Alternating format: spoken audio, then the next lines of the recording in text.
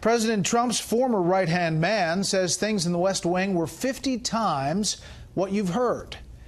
And his former chief strategist is still not telling lawmakers what they want to hear, but he is talking to special counsel Robert Mueller.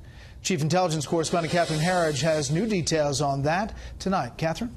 Well, thank you, Brett. A source close to the matter confirms to Fox News that the former White House chief strategist was interviewed by the special counsel this week.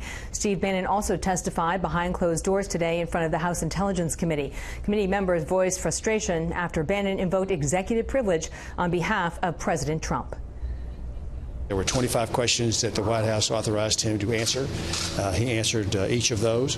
He would not go beyond those questions in any of his answers, and that's frustrating to those of us on the committee. So we have further steps to take, and we'll be taking those.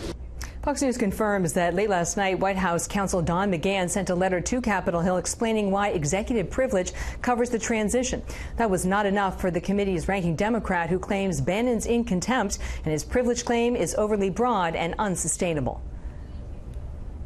We cannot permit a situation where the White House is allowed to script self-serving and misleading questions.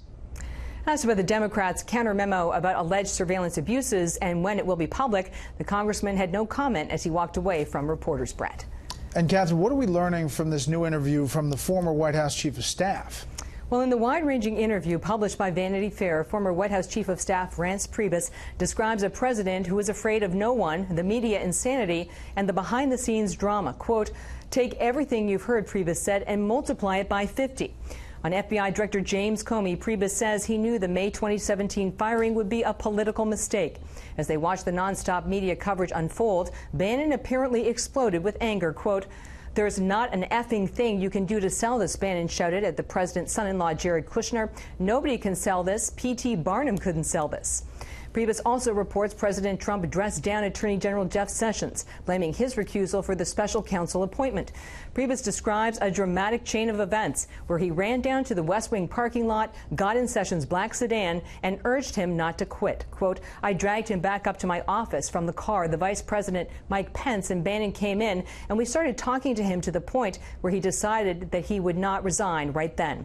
Justice Department today had no comment on the allegations, Brett. Okay. Catherine, thank you. You're welcome.